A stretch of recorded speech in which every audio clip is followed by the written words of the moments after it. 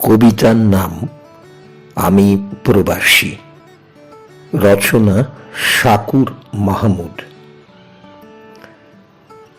আমি প্রবাসী, আমি পরবাসী, আমি দেশান্তরী। বাবার শেষ সম্বল ভিটে বাড়ি বন্ধক রেখে, মায়ের কানের দুল বিক্রি করে, আত্মীয় স্বজন বন্ধু বান্ধবের দ্বারে দ্বারে ঘুরে, কারো অনীহা, কারো বা তুচ্ছ তাচ্ছিল্য, কারো বা করুণা সহকারে দেওয়া কিছু ঋণ নিয়ে আজ আমি দেশান্তরী। প্রথম যেদিন এয়ারপোর্টে পা দিই, তখন মনের মধ্যে অনেক ভয় কাজ করছিল। এক ধরনের অজানা ভয়, অজানা শঙ্কা। শঙ্কার নাম প্রবাস জীবন। একে একে বড় ভাই, বন্ধু রাশেদ আর বাবা চোখ মুছতে মুছতে বিদায় দিচ্ছিল। তখন হৃদয়টা খান খান হয়ে যাচ্ছিল। মন চাচ্ছিল আমি আবার আমার মায়ের কাছে ফিরে যাই, যে মা আমাকে নিজ হাতে ভাত মাখিয়ে খাইয়েছেন। বন্ধুদের কাছে ফিরে যাই, যাদের নিয়ে সারাটা দিন আড্ডা দিয়েছি, খেলা করেছি, আম কুড়িয়েছি, রোদ ঝড় বৃষ্টিতে দাপাদাপি করেছি। কিন্তু কর্তব্যের শৃঙ্খলে আজ আমার পা আবদ্ধ, আমার মাথার উপর বাবার ঋণের বোঝা। তাই আজ আমি দেশান্তরী, আমি প্রবাসী, আমি পরবাসী। আমি সব কাজ করতে পারি যা আগে কখনো করিনি, তাও করতে পারি। শোনো মা, আজ আমি একা ঘুমোতে পারি, রান্না করতে পারি, কাপড় ধুতে পারি, বাথরুম পরিষ্কার করতে পারি।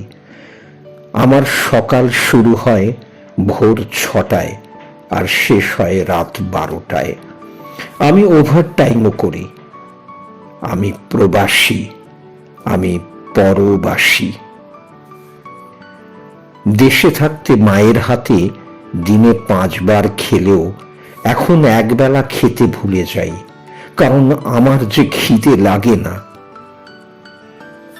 আমার খিদে একটাই, বাবার ঋণ শোধ করা, জমির বন্ধক ছাড়ানো।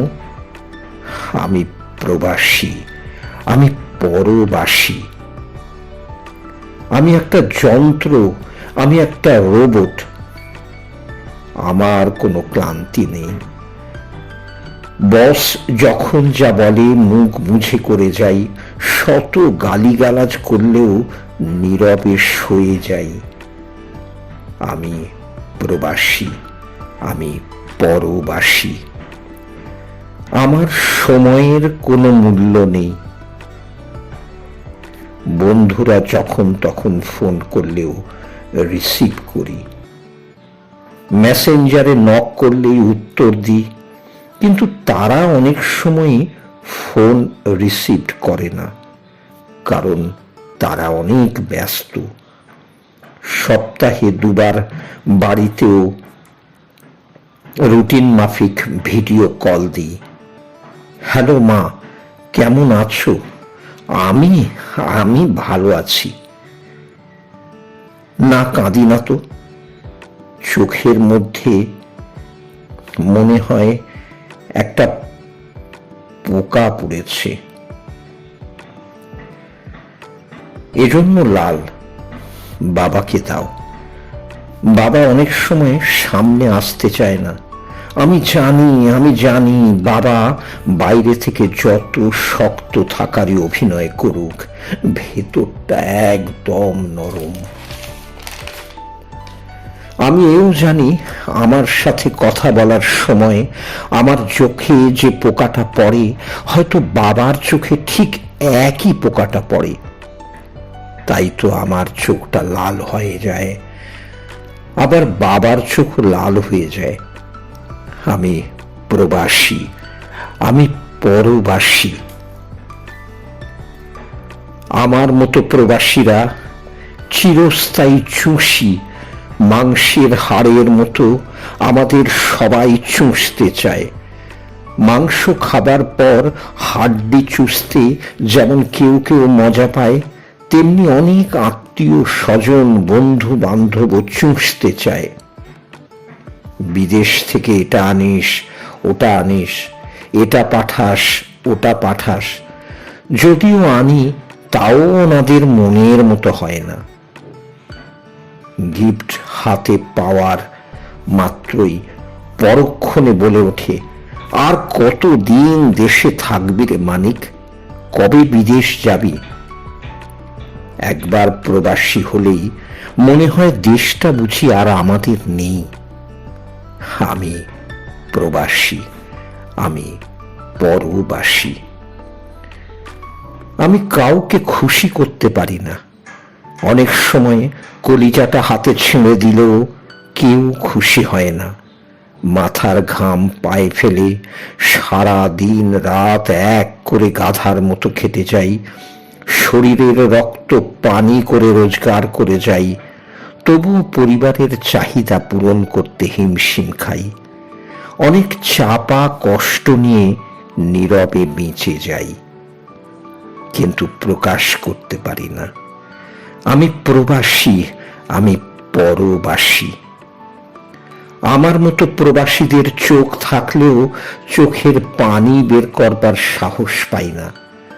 যখন হঠাৎ শুনি বাবা মারা গেছে, আজই জানাজা, যখন শুনি টাকার অভাবে মায়ের চিকিৎসা হচ্ছে না, আচমকা ঘরের বউ অন্যের কাঁধ ধরে পালিয়েছে, লজ্জায় বুক ফাটলেও মুখ ফোটে না, কোনো সহোদর ভাই কিংবা সন্তান বখাটে হয়ে গেছে, তখন দুঃখে বুক ফেটে যায়, কিন্তু কাঁদতে পারি না।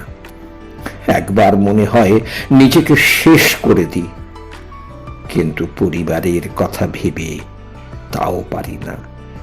আমি প্রবাসী, আমি পরবাসী।